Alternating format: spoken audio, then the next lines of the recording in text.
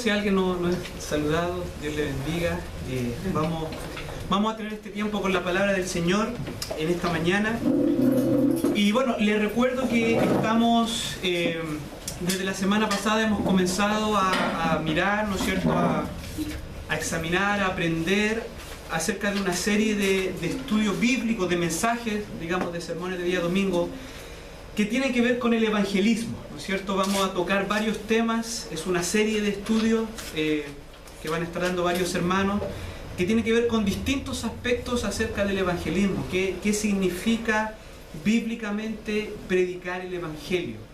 En la Biblia, especialmente en el Nuevo Testamento, es una actividad extremadamente importante en la vida del creyente, es un mandato, ¿no es cierto? Nosotros probablemente sabemos de memoria algunos mandatos: ir por todo el mundo y predicar el evangelio a toda criatura, ¿no es cierto? Ir y hacer discípulos, ¿no es cierto?, bautizándoles en el nombre del Padre, del Hijo y del Espíritu Santo, ¿no es cierto?, etcétera, etcétera. Por lo tanto, es un mandato y también es una actividad que vemos especialmente en el libro de Hechos, ¿no es cierto? Allí cuando vemos qué es lo que hacía la primera iglesia, cuáles eran las prácticas de los primeros cristianos, vamos a ver que si hay algo importante, ¿no es cierto?, es el evangelismo, es decir, el compartir las buenas nuevas de salvación con los que se pierden, ¿ya?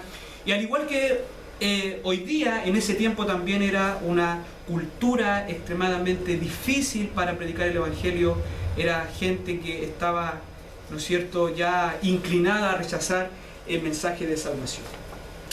Bien, la semana pasada con nuestro pastor estuvimos mirando, ¿no es cierto?, algunos aspectos acerca de la guerra espiritual en el evangelismo, ¿no es cierto? Se recuerdan allá Pablo en Efesios 6, porque no tenemos lucha contra sangre y carne, sino contra potestades, contra huestes de maldad. Y estuvimos también hablando acerca de la importancia de la oración, ¿no es cierto? Pablo, siendo, podríamos decir, el más grande teólogo que la historia ha conocido, Pablo conociendo el mensaje que tenía que predicar, ¿no es cierto? Uno podría decir Pablo estaba totalmente preparado para compartir el evangelio, pero en realidad vemos a Pablo en Efesios capítulo 6 pidiendo la oración, ¿no es cierto? Pidiendo la oración a sus hermanos. ¿Por qué? Porque él entendía que predicar el evangelio no solamente tiene que ver con palabras, ¿no es cierto? No solamente tiene que ver con dar un mensaje, sino que hay una obra espiritual allí detrás, ¿no es cierto? Vamos a ver especialmente la semana siguiente que para que un pecador se vuelva a Cristo, ¿no es cierto?, allí tiene que haber una obra espiritual que proviene directamente de Dios. Por lo tanto, Pablo, él entendía que aún con todo el conocimiento que él podía tener, él necesitaba que sus hermanos estuviesen orando, porque allí había una batalla que pelear que no la pelea el hombre, sino que tiene que ver con Dios, ¿no es cierto? Tiene que ver con que los hombres son esclavos del pecado y necesitan ser libres por la obra poderosa del Espíritu Santo, ¿no es cierto? Hoy día vamos a ver otro aspecto, otro tema acerca de lo que significa predicar el evangelio. Y hoy día vamos a estar hablando acerca de quiénes son los receptores del evangelio, ¿no es cierto? ¿A quiénes vamos a predicar? ¿No es cierto? ¿Quién es el hombre que recibe el evangelio? Y esto, mis hermanos, nos va a dar, creo yo, una mayor apertura, un mayor entendimiento acerca de en lo que consiste la obra evangelizadora, en lo que consiste predicar el evangelio. Hoy día vamos a estar mirando la condición del hombre sin Dios, ¿no es cierto?, la condición del incrédulo. ¿Quiénes son, no es cierto?, quiénes son aquellas personas que nosotros como cristianos vamos a predicar el evangelio? Por lo tanto, vamos a estar mirando algo, ¿no es cierto?, acerca de lo que se conoce como la doctrina del hombre, ¿ya? La doctrina del hombre. Y quiero decir, antes de comenzar a mirar algunos pasajes y ver algunos puntos acerca de esto, esta doctrina, esta enseñanza, la doctrina del hombre, probablemente es una de las enseñanzas bíblicas que es más difícil de digerir por las personas, ¿no es cierto?, aún dentro de la iglesia cristiana. Repito, es una de las enseñanzas bíblicas más difíciles de aceptar, que nos hace más ruido, que por ahí es difícil de entender. Es quizás la doctrina a lo largo de la historia de la iglesia más discutida, ¿no es cierto?, dentro de la iglesia cristiana, dentro de la iglesia protestante, ¿no es cierto?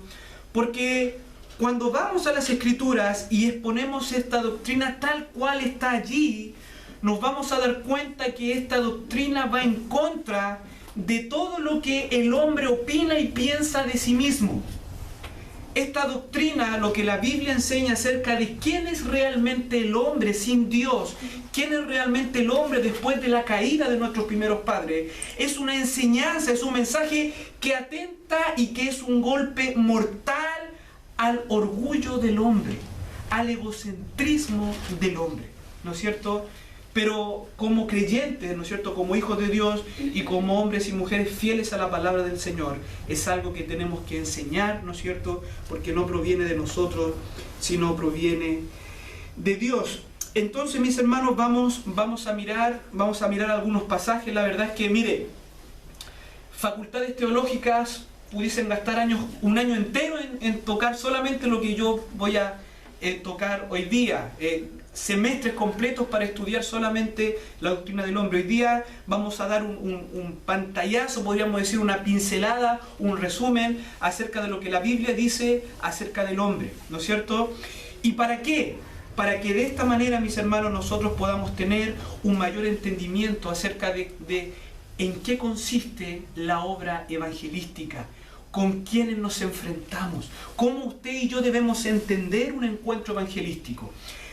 Al pasar, ¿no es cierto?, probablemente después de esta enseñanza van a quedar algunas preguntas, probablemente algunas interrogantes, pero con el pasar de los domingos que vamos viendo esta serie de enseñanzas, se va a ir completando el cuadro, ¿no es cierto?, y estoy seguro que vamos a encontrar respuestas a nuestras interrogantes. Bien, mis hermanos, vamos a decir en primer lugar que la Biblia tiene un diagnóstico muy distinto a lo que el hombre piensa de sí mismo, ¿no es cierto? Nosotros vivimos en una sociedad en donde impera una filosofía que se llama el humanismo, ¿no es cierto? Y básicamente, ¿qué es el humanismo? El humanismo es la exaltación, la autoglorificación del hombre, ¿no es cierto? Una de las consecuencias más devastadoras después que nuestros primeros padres pecaron es que el hombre se rebeló en contra del lugar que Dios le había dado en la creación. El hombre fue creado como una criatura y el propósito con el cual Dios creó al ser humano era para sí mismo, para que el hombre le glorificara, para que el hombre viviera para Dios, para que el hombre tuviese una relación con Dios y disfrutara de esa relación. Pero después de la caída, el hombre se rebeló en contra del lugar que Dios le había dado como criatura y el hombre quiso ser el Señor. El hombre quiso sentarse en el trono de Dios. El humanismo, por lo tanto, es básicamente el hombre sentado en el trono y aún Dios mismo, ¿no es cierto?, como siervo del ser humano. Pero la Biblia, ¿no es cierto?, nos da un diagnóstico muy distinto a lo que el hombre piensa de sí mismo. Mire, el humanismo secular nos va a decir que el hombre es intrínsecamente bueno, pero la sociedad lo corrompe. Eso es lo que se enseña en todas las aulas universitarias, en las clases de ciencias sociales, de que el hombre es intrínsecamente bueno, ¿no es cierto?, pero que la sociedad lo corrompe. En esa premisa se basan todas las ciencias sociales, en esa premisa se basa la psicología. Los consejos que da la psicología secular tienen que ver con esa premisa, ¿no es cierto? El concepto de autoestima tiene que ver mucho con eso. ¿No es cierto? El hombre es intrínsecamente bueno, pero la sociedad lo corrompe. Pero aún así el hombre es bueno y puede llegar a salvarse a través del progreso que él mismo puede crear. Eso es lo que dice el humanismo secular. Pero también el humanismo se ha metido a la teología cristiana, ¿no es cierto? De eso pudiésemos estar hablando muchísimo, pero solo voy a decir, ¿no es cierto? El humanismo mezclado con cristianismo nos va a decir que el hombre es pecador, porque es innegable lo que enseña la Biblia, pero que aún tiene el poder para salvarse por sus propias fuerzas. Eso no es Biblia, eso es humanismo cristiano. que el hombre aún puede salvarse por su propia fuerza. La palabra de Dios nos va a decir algo totalmente distinto. La Biblia nos va a decir, en primer lugar, que el hombre está muerto en sus delitos y pecados. La Biblia nos va a decir que el hombre está totalmente corrompido por el pecado, que el hombre es malvado y nace siendo malvado. La Biblia nos va a enseñar que el hombre está tan separado de Dios a causa de su pecado que no quiere y no puede volver a Dios por sí mismo. La Biblia nos va a enseñar que el hombre es esclavo del pecado, es enemigo y aborrecedor de Dios y de todo bien espiritual. La Biblia nos va a enseñar que el hombre natural, ¿no es cierto?, no puede hacer nada para agradar a Dios ni para redimirse a sí mismo. Y lo único que merece en sus actos, lo único que le espera es la santa y justa ira de Dios. Ese es el diagnóstico, resumidamente, que nos da la Biblia acerca de quién es el hombre según como Dios lo mira, no como nosotros lo miramos, porque seguramente nosotros estamos llenos de lo que la cultura nos dice de quiénes somos. Nosotros sí, probablemente inconscientemente opinamos casi lo mismo que todos opinan acerca del hombre, que lo que la educación nos dice, lo que los medios de comunicación nos dicen, ¿no es cierto? Pero en realidad la Biblia tiene un diagnóstico muy, muy distinto. Bien, tome su Biblia, por favor. Vamos a ir viendo algunos puntos y vamos a ir brevemente. Si tiene un lápiz, mi hermano, mi hermana, en honor del tiempo, no me puedo quedar en cada pasaje. Si tiene un lápiz, ¿no es cierto?, usted puede ir anotando algunos pasajes y los puede mirar más detenidamente en su hogar. Si tiene preguntas, puede acercarse, ¿no es cierto?, no hay ningún problema. Pero en honor al tiempo, ¿no es cierto?, ya que hoy día también tenemos una actividad al final, voy a ir quizás más que nada leyendo los pasajes, pero que nos van a dar gran evidencia acerca de lo que estamos diciendo. Bien, en primer lugar, mis hermanos, después de la caída, ¿no es cierto?, hablamos de la caída, de lo que sucede en Génesis 3, cuando nuestros primeros padres desobedecen a Dios y entra el pecado en el mundo.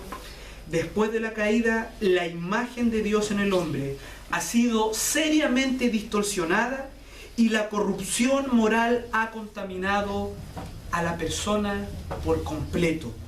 Cuerpo, razonamiento, emociones y voluntad. Repito, después de la caída, si bien es cierto, el hombre sigue manteniendo la imagen del Dios que lo creó, pero esa imagen, después que el hombre pecó, después de que el hombre se rebeló, fue seriamente distorsionada de tal manera que el hombre se transformó en una criatura totalmente corrupta, que el pecado alcanza a cada aspecto de su ser. En primer lugar, el pecado alcanza a su cuerpo. Romanos capítulo 6, versículo 6 dice así: sabiendo esto, que nuestro viejo hombre fue crucificado juntamente con él, para que el cuerpo del pecado sea destruido, a fin de que no sirvamos más al pecado. Romanos capítulo 7, versículo 24, la exclamación de Pablo: miserable de mí, ¿quién me librará de este cuerpo de muerte? ¿No es cierto? Entonces, ahí tenemos un par de pasajes que nos habla acerca de que el cuerpo del ser humano también fue afectado por el pecado, se transformó en un cuerpo de muerte. Pablo también le llama el cuerpo de la humillación nuestra, ¿no es cierto? Esta naturaleza, este no es el cuerpo con el cual Dios, ¿no es cierto? Esta naturaleza no es la misma naturaleza con la cual fuimos creados. Nuestra naturaleza corporal incluso ha sido totalmente afectada por el pecado. En segundo lugar, la razón, los pensamientos del hombre, el corazón del hombre, de donde fluyen, donde emanan los pensamientos, ha sido letalmente afectado por el pecado. Génesis capítulo 6, versículo 5 dice: y vio Jehová que la maldad de los hombres era mucha en la tierra, y que todo designio de los pensamientos del corazón de ellos era de continuo solamente al mal. Romanos capítulo 1, versículo 21 dice: pues habiendo conocido a Dios, no le glorificaron como a Dios ni le dieron gracias, sino que se envanecieron en sus razonamientos y su necio corazón fue entenebrecido. Primera de Corintios capítulo 2 verso 14 dice: pero el hombre natural no percibe las cosas que son del Espíritu de Dios, porque para él son locura, y no las puede entender porque se han de discernir espiritualmente. Interesante. La persona que usted le comparte el Evangelio, según lo que dice este texto, no puede entender las cosas que son del Espíritu de Dios, porque se han de discernir espiritualmente, a menos de que un hombre, que una mujer sea habitado por el Espíritu Santo, a menos que Dios le dé vida a un corazón que está muerto, a menos que Dios abra el entendimiento del pecador, el pecador, según este pasaje, no puede entender las cosas que son de Dios. Y es más, para él son locura. Segunda de Corintios, capítulo 4, versículo 3. Mire, pero si nuestro evangelio está encubierto, entre los que se pierden está encubierto, en los cuales, otro aspecto que se agrega a esto, el Dios de este siglo. ¿Quién es el Dios de este siglo? Satanás, el diablo, Dios con D minúscula, en los cuales el Dios de este siglo cegó el entendimiento de los incrédulos para que no les resplandezca la luz del evangelio de la gloria de Cristo, el cual es la imagen de Dios. Efesios capítulo 4 verso 17. Esto pues digo, requiero en el Señor, que ya no andéis como los otros gentiles que andan en la vanidad de su mente, teniendo el entendimiento entenebrecido, ajenos a la vida de Dios por la ignorancia que en ellos hay, por la dureza de su corazón. En tercer lugar, el pecado afectó las emociones del ser humano. Romanos capítulo 7 versículo 5 dice: porque mientras estábamos en la carne, las pasiones pecaminosas que eran por la ley obraban en nuestros miembros, llevando fruto para muerte. Y en quinto lugar, en este punto, el pecado también afecta la voluntad del ser humano, la capacidad de escoger. El hombre, mis hermanos, nos vamos a ver en este punto, el hombre es esclavo del pecado. Hermanos amados, por mucho que nuestra sociedad pregone la libertad, ¿no es cierto? La libertad de expresión, la libertad para creerme un gato si es que quiero, ¿no es cierto? La libertad para creer que soy cualquier cosa. Por mucho que esta sociedad, por mucho que los hombres impíos levanten la bandera de la libertad, ¿no es cierto?, haciendo uso del libertinaje de todo tipo, el diagnóstico de la Biblia, lo que Dios piensa del ser humano, es que el hombre es esclavo. Por eso que Jesucristo dijo, ¿no es cierto?, y conoceréis la verdad, y la verdad os libertará, ¿no es cierto? Y dice, y seréis libres cuando el Hijo, ¿no es cierto?, hiciere libre. El hombre es esclavo del pecado, el hombre es esclavo de su propia naturaleza pecaminosa. El hombre va a escoger, va a decidir según lo que él es. Cada ser, ¿no es cierto?, vive según su naturaleza. Escoge o hace cosas según su naturaleza. Y como ya hemos visto, la naturaleza del hombre, sus pensamientos, sus emociones, su corazón, están corrompidos. Por lo tanto, el ser humano siempre va a escoger el pecado. Por eso que es esclavo del pecado. Si sus pensamientos están corrompidos, si su corazón está corrompido, es obvio, es evidente, es natural que el hombre siempre escoja el mal. La Biblia dice que el hombre no es libre, la Biblia dice que el hombre es esclavo del pecado. Mira algunos pasajes. Juan capítulo 8 versículo 34. Jesús le respondió, y aquí Jesús no está hablando con criminales, aquí Jesús no está hablando con violadores ni asesinos, está hablando con los hombres más religiosos del planeta. Jesús les dice, de cierto os digo, que todo aquel que hace pecado, esclavo es del pecado. Romanos capítulo 6, versículo 17 dice: pero gracias a Dios, hablando el apóstol Pablo, que aunque erais esclavos del pecado, ¿no es cierto?, habéis obedecido de corazón a aquella forma de doctrina a la cual fuisteis entregados. Antes, cuando erais, ¿no es cierto?, inconversos, cuando no conocíais a Cristo, dice Pablo, erais esclavos del pecado. Tito capítulo 3, versículo 3 dice: porque nosotros también éramos en otro tiempo insensatos, rebeldes, extraviados, esclavos de concupiscencias y de deleites diversos, viviendo en malicia y envidia, aborrecibles. Hermanos amados, pero no solo el hombre es esclavo de su propia naturaleza corrupta, sino que, según nos revela la palabra de Dios, un poderoso espíritu obra sobre el hombre también, sobre el hombre sin Dios, y lo somete a su voluntad. El espíritu de desobediencia, el espíritu de Satanás, el diablo. El hombre natural no solo es esclavo de su propio pecado, sino que también es hijo y esclavo de Satanás. Juan 8:44 dice: vosotros sois de vuestro padre el diablo, y los deseos de vuestro padre queréis hacer. Efesios capítulo 2, versículo 1 al 3 dice: y Él os dio vida a vosotros cuando estabais muertos en vuestros delitos y pecados, en los cuales anduvisteis en otro tiempo, siguiendo la corriente de este mundo. Mire, conforme al príncipe de la potestad del aire, el espíritu que ahora opera en los hijos de desobediencia, entre los cuales también todos nosotros vivimos en otro tiempo, en los deseos de nuestra carne, haciendo la voluntad de la carne y de los pensamientos que son corrompidos, y éramos por naturaleza hijos de ira, lo mismo que los demás. Colosenses capítulo 1, versículo 13 dice: el cual nos ha librado de la potestad de las tinieblas, del poder de las tinieblas, y nos ha trasladado al reino de su amado Hijo. Segunda de Timoteo capítulo 2, versículo 25. Escucha este pasaje.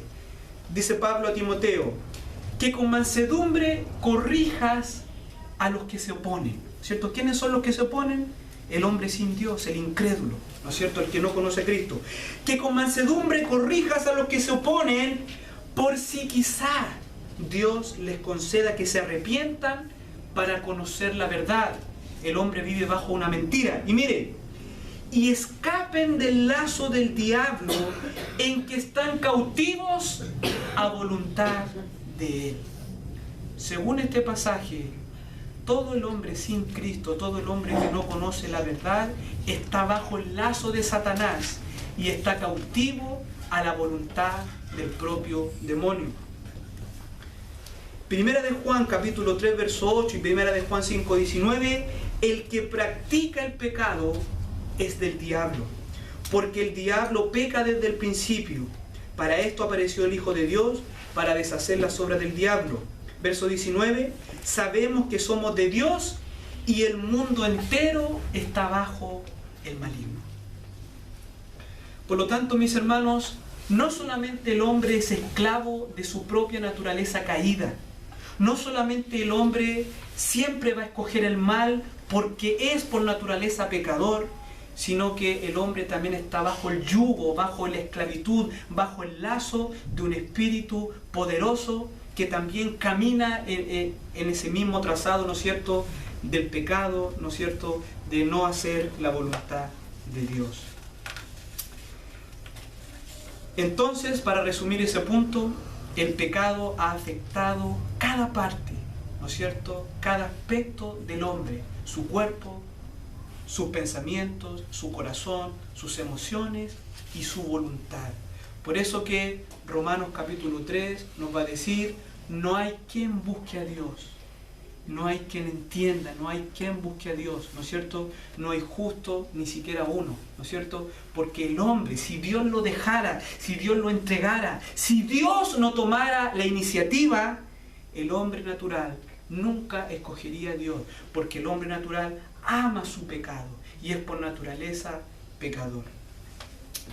En segundo lugar, mis hermanos, el hombre nace con una naturaleza pecaminosa y corrompida. Las Escrituras son claras en enseñar que el pecado de Adán y Eva, ¿no es cierto?, no solo les afectó a ellos, sino que a toda su descendencia.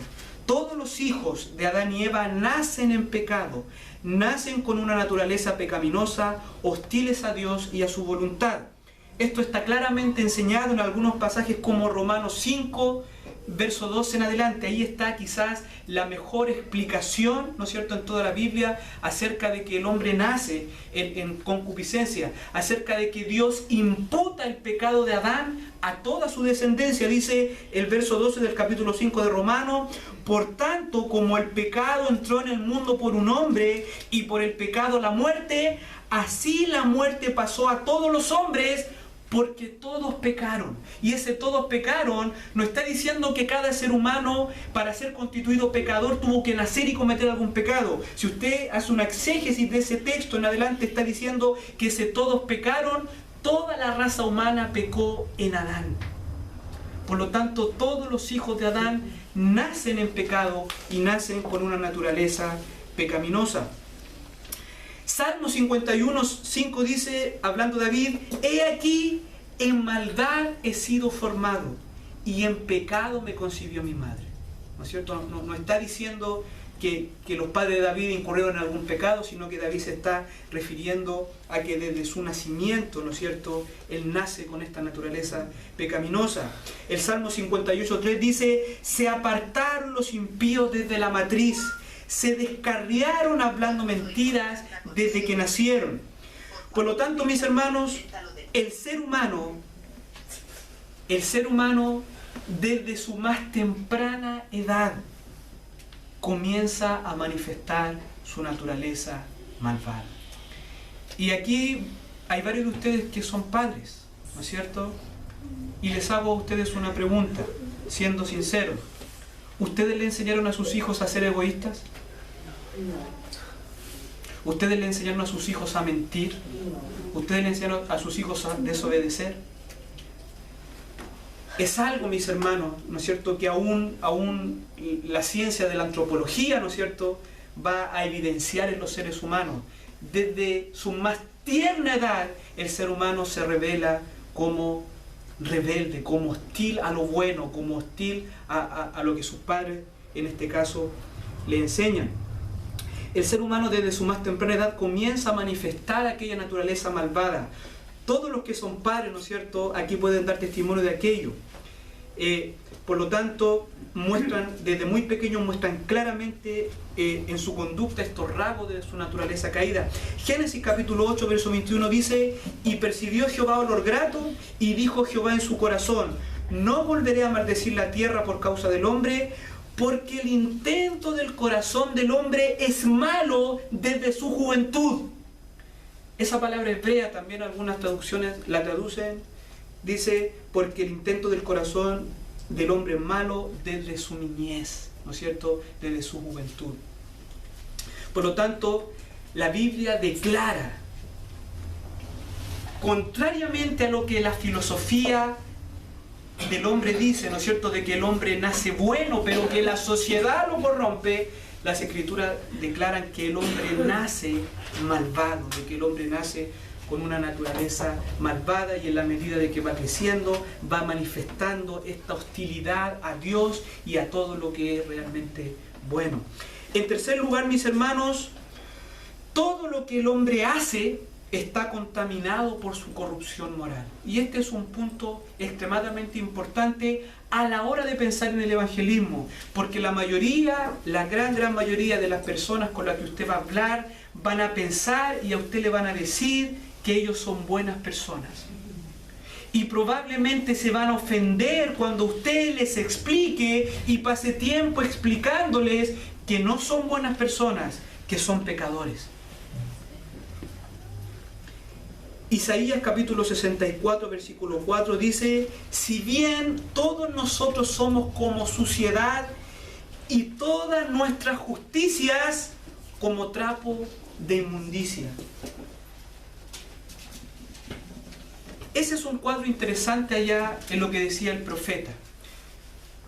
Aún las cosas buenas que el pueblo podía hacer, ¿no es cierto?, a los ojos de Dios, Dios los veía como trapos de inmundicia. ¿Por qué? El cuadro es el siguiente cuando habla de trapos de inmundicia. Si al leproso, ¿no es cierto?, usted conoce en qué consiste la enfermedad de la lepra, que era más bien una enfermedad que existía en el mundo antiguo. Si al leproso usted le sacaba las vendas que estaban podridas, que estaban malolientes, ¿no es cierto?, que estaban todas manchadas por la sangre que expende en las heridas, y si usted al leproso le saca todas esas vendas y pone sobre el leproso un ropaje limpio, pone sobre el leproso, ¿no es cierto?, un manto hermoso, blanco, que huela bien, ¿no es cierto?, y usted lo cubre al leproso, ¿qué va a suceder?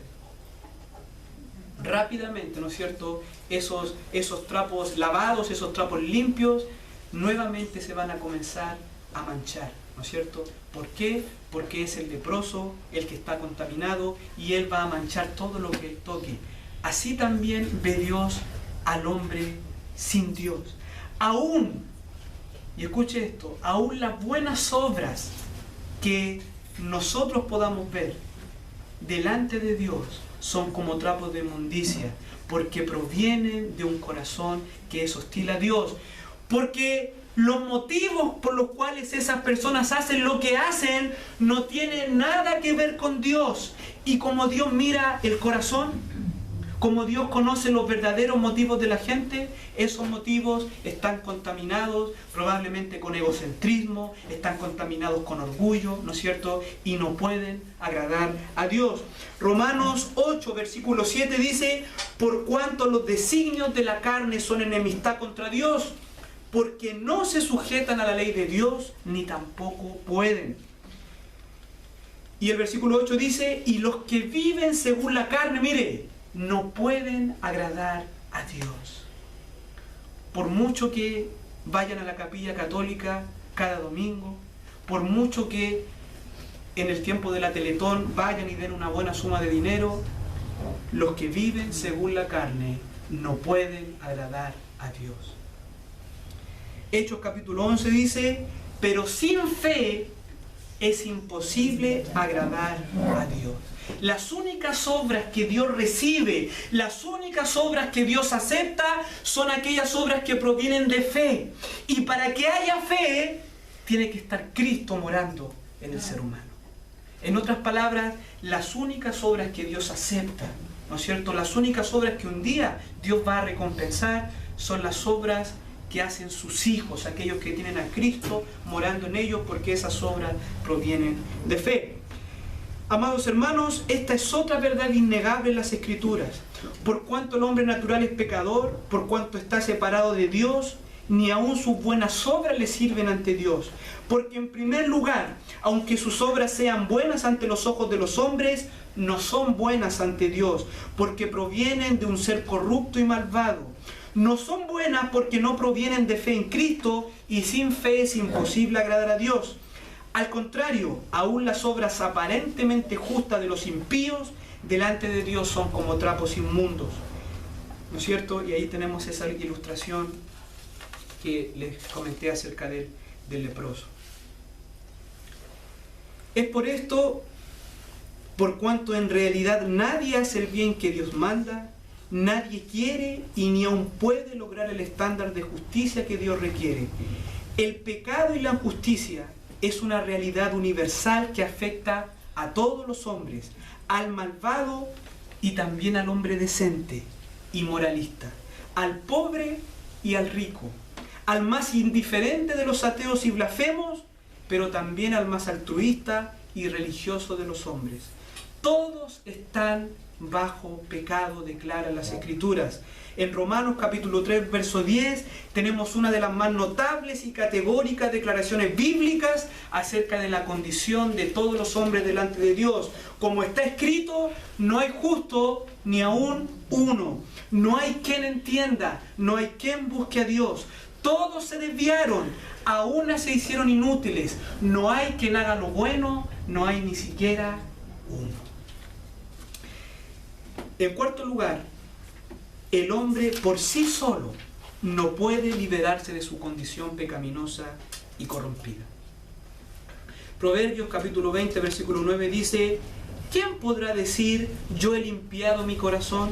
limpio estoy de mi pecado? Jeremías capítulo 13, versículo 23 dice: ¿mudará el etíope su piel y el leopardo sus manchas? Así también, ¿podréis vosotros hacer el bien estando habituados a hacer el mal? Mateo capítulo 12, versículo 34, generación de víboras, ¿cómo podéis hablar lo bueno siendo malos? Y Romanos 3, 19 dice: pero sabemos que todo lo que la ley dice, lo dice a los que están bajo la ley, para que toda boca se cierre y todo el mundo quede bajo el juicio de Dios, ya que por las obras de la ley ningún ser humano será justificado delante de Dios. No hay nada, absolutamente nada, que el hombre pueda hacer en sus propias fuerzas que pueda salvarle o que pueda agradar a Dios. El hombre no puede salvarse a sí mismo y otro hombre tampoco puede salvar a otro hombre. El hombre, ¿no es cierto?, está en una condición desesperada, en una situación que si él la entendiera realmente, correría a los brazos de Cristo. Y ese es el trabajo del evangelista.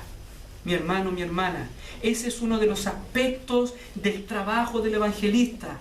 Mostrar a los hombres bíblicamente todas estas cosas para que el hombre, a través de la obra del Espíritu Santo, entienda que necesita un Salvador.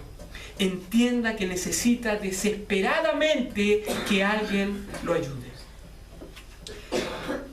Por mucho que el humanismo lo desee, por mucho que el humanismo evangélico fuerce las Escrituras, el hombre no puede liberarse de sí mismo, de su propia condición de pecado. Nada de lo que el hombre pueda hacer, nada de lo que el hombre pueda ofrecer, le puede librar de su condición de pecador y del juicio que le espera por la consecuencia de su pecado. El hombre necesita desesperadamente un Salvador. Y aquí vamos al último punto de este mensaje. Lo único que el hombre merece es la ira de Dios, la condenación por sus pecados. En base a todo lo que hemos dicho, lo único que el hombre merece, lo único que al hombre le espera es la ira de Dios, la furia de un Dios santo, justo y bueno. Y alguien aquí podrá decir: pero hermano, ¿acaso la Biblia no nos dice que Dios es amor? ¿Cómo usted está diciendo que Dios va a condenar al pecador? ¿Acaso la Biblia dice que Dios ama al pecador pero aborrece el pecado? ¿Usted sabía que esa declaración no está en la Biblia? Esa declaración la hizo Mahatma Gandhi, un hindú que no es cristiano. Vamos a leer, ¿no es cierto?, que la Biblia también enseña que Dios aborrece al pecador y que Dios ha preparado un día para juzgar a los pecadores. ¿Sabe? Dios debe juzgar a los pecadores justamente porque Él es bueno. Justamente porque Dios es amor, Él debe juzgar a los pecadores. ¿Usted ama a los bebés? Sí, ¿no es cierto? ¿Ama a los niños? Claro que sí. Por eso que usted está en contra del aborto. Por eso que usted está en contra de toda maldad que se puede hacer en contra de un niño. Por eso que usted, por decir algo, un violador de niños, usted quiere que se haga justicia, porque usted ama a los niños. Es un ejemplo. Por cuanto Dios es bueno, por cuanto Dios es misericordioso, Él debe condenar al pecador. Mire lo que dice Salmo capítulo 5, versículo 4. Salmo capítulo 5, versículo 4. Y aquí quiero que usted busque su Biblia. Por favor, busque el Salmo capítulo 5, versículo 4.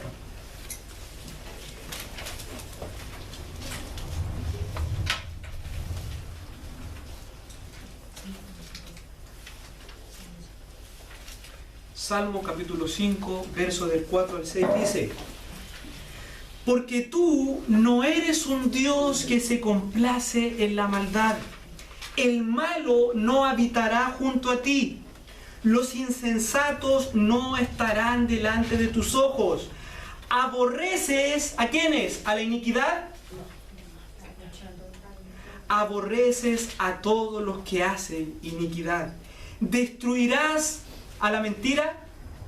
¿Qué dice? Destruirás a los que hablan mentira. Al hombre sanguinario y engañador abominará Jehová. Juan capítulo 3, versículo 36. El que cree en el Hijo tiene vida eterna, Pero el que rehúsa creer en el Hijo no verá la vida, sino que la ira de Dios está sobre él. Primera de Tesalonicenses capítulo 1 versículo 6. Porque es justo delante de Dios pagar con tribulación a los que os atribulan, y a vosotros que sois atribulados, daros reposo con nosotros cuando se manifieste el Señor Jesús desde el cielo con los ángeles de su poder. Verso 8. En llama de fuego para dar retribución a los que no conocieron a Dios ni obedecen el Evangelio de nuestro Señor Jesucristo, los cuales sufrirán pena de eterna perdición, excluidos de la presencia del Señor. Segunda de Pedro capítulo 3 verso 7. Pero los cielos y la tierra que existen ahora están reservados por la misma palabra, guardados para el fuego en el día del juicio y de la perdición de los hombres impíos. Y Apocalipsis capítulo 20 verso 12 dice: y vi a los muertos, grandes y pequeños, de pie ante Dios, y los libros fueron abiertos, y otro libro fue abierto, el cual es el libro de la vida, y fueron juzgados los muertos por las cosas que estaban escritas en los libros según sus obras. Verso capítulo 21 versículo 8. Pero los cobardes e incrédulos, los abominables y homicidas, los fornicarios y hechiceros, los idólatras y todos los mentirosos tendrán su parte en el lago que arde con fuego y azufre, que es la muerte segunda. Hermano, esto es lo que dice la palabra de Dios. Esta no es la opinión del predicador. Esto es lo que está escrito, es lo que Dios ha revelado en su palabra, y esto es lo que le espera al pecador. Y si usted ve bien, 21 verso 8, el lago de fuego no solamente le espera al homicida, no solamente le espera al hechicero, no solamente le espera al fornicario, el lago de fuego le espera a todos los mentirosos. Conclusión de este mensaje. Amados hermanos, estos pasajes bíblicos, unidos a otros muchos que obviamente por razón del tiempo no hemos podido ver, establecen un testimonio claro de las Escrituras acerca de la verdadera condición del hombre sin Dios. ¿Quiénes son las personas a quienes debemos evangelizar? Por tanto, como se ha podido dar cuenta, la tarea de evangelizar es total y absolutamente una obra espiritual. No piense usted que evangelizar tiene que ver con su elocuencia, con su simpatía o con la mucha palabrería. El hombre natural está muerto espiritualmente y lo único que puede traerlo a la vida espiritual es una obra soberana y sobrenatural del Espíritu de Dios. Y nosotros, a través de la predicación fiel del Evangelio, podemos ser parte de esa obra sobrenatural que salva al pecador perdido y condenado, y que estaremos enseñando la próxima semana, así que no puede faltar la próxima semana. Pero para terminar, quisiera que luego de todo lo que usted escuchó se vaya con este pensamiento, y es mi deseo que lo pueda entender correctamente. En todo este diagnóstico que las Escrituras nos dan acerca del hombre, no hemos hablado necesariamente ni del violador, ni del ladrón de bancos, o del asesino, o del delincuente. Amado hermano, probablemente hemos hablado de su hijo. Probablemente hemos hablado de su padre, de su hermano, o de su vecino, o de ese amigo querido pero que no conoce a Jesucristo. Hermano amado, esto no ha sido una descripción solamente de los que están en la cárcel. Hemos hablado también del hombre decente, del hombre exitoso, del hombre que le ha ido bien en la vida. Hemos hablado del moralista, aún del religioso, del que asiste sagradamente cada domingo a una capilla católica o a una iglesia evangélica. Hemos hablado del altruista que da dinero para obras benéficas. Hemos hablado de la gente que lleva una vida en la iglesia pero que nunca se ha arrepentido de sus pecados y nunca ha confiado verdaderamente en Jesucristo para su salvación, porque Jesús nunca ha sido su Señor. Hermano amado, solamente hay dos tipos de personas en el mundo. Y solamente hay dos tipos de personas bajo este techo en este momento. No importa quiénes son, no importa a qué se dedican, no importa cuánta plata tienen o cuánto tiempo llevan en la iglesia. Los unos tienen a Cristo y sus pecados han sido perdonados y van rumbo a la gloria eterna. Y los otros no tienen a Cristo y un día tendrán que pagar por sus pecados bajo la ira de Dios. ¿Se da cuenta por qué para mí, para usted, no es una prioridad el evangelismo? ¿Se da cuenta porque usted y yo no tenemos ningún problema para asistir a la iglesia y escuchar sermones, pero tenemos un montón de problemas para hablar a otros de Cristo? Es porque usted y yo no tenemos una visión bíblica acerca del hombre y cómo Dios ve realmente al hombre y cuál es la verdadera necesidad del hombre. Usted y yo creemos que los hombres necesitan estudio y un buen trabajo y buenas casas y buenos vehículos y una posición social y bienestar material. Pero la verdadera necesidad de cada ser humano en este mundo, y esto incluye a su familia, esto incluye a sus amigos, esto incluye a sus compañeros de trabajo, a sus vecinos, es que alguien venga y apague la santa y justa ira de Dios que tienen sobre sus cabezas. Y el único que pudo hacer eso fue Jesucristo nuestro Señor cuando murió colgado en un madero. La condición del ser humano sin Dios es terrible y lo único que le puede salvar es Dios a través de la predicación de su santo evangelio, el cual usted y yo estamos llamados a anunciar. Usted y yo, la iglesia de Cristo, tiene el único mensaje que puede salvar al pecador, que puede cambiar la vida y el destino eterno de los hombres que se pierden. Dios nos ayude, mis hermanos, a tomar verdaderamente en serio esta gran labor. El Señor Jesucristo ha prometido estar con nosotros. Oremos, hermanos. Amado Dios y buen Padre Celestial, gracias, Señor. Gracias por tu preciosa palabra. Amado Dios, alguno podría decir: dura es esta palabra. ¿Quién la puede soportar? ¿Quién la puede oír? Pero permítanos decir como el apóstol Pedro: ¿a quién iremos, Señor? ¿Dónde buscaremos esperanza? ¿Dónde buscaremos la verdad si solo tu palabra es verdad? ¿A quién iremos, Señor, si solo tú tienes palabra de vida eterna? Dios mío, gracias. Gracias por esta palabra. Dios mío, que esta palabra realmente obre en nuestros corazones. Necesitamos entender quiénes son realmente aquellos que no conocen a Cristo, que entre ellos están probablemente nuestros padres, nuestros hijos, personas amadas, personas con las cuales nos relacionamos como que si ellos estuviesen bien.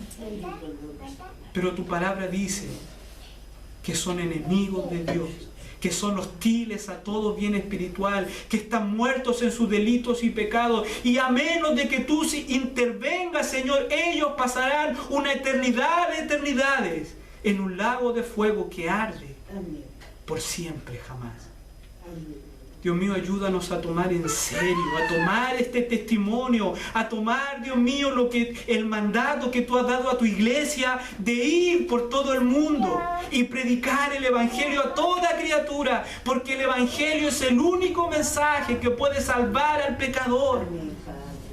El evangelio es el único mensaje que puede cambiar el destino eterno de aquellos que caminan presurosos a la condenación perpetua. Señor, gracias porque tu palabra dice que tú estarás con nosotros en esta obra, que incluso tú nos darás palabras, Señor. Y ayúdanos a rechazar cualquier espíritu de cobardía, porque no hemos recibido un espíritu de cobardía, sino de amor, de poder y de dominio propio. Dejamos esta tu palabra en tus manos para que tú sigas obrando en cada corazón. En el nombre de Cristo, nuestro amado y eterno Salvador. Amén.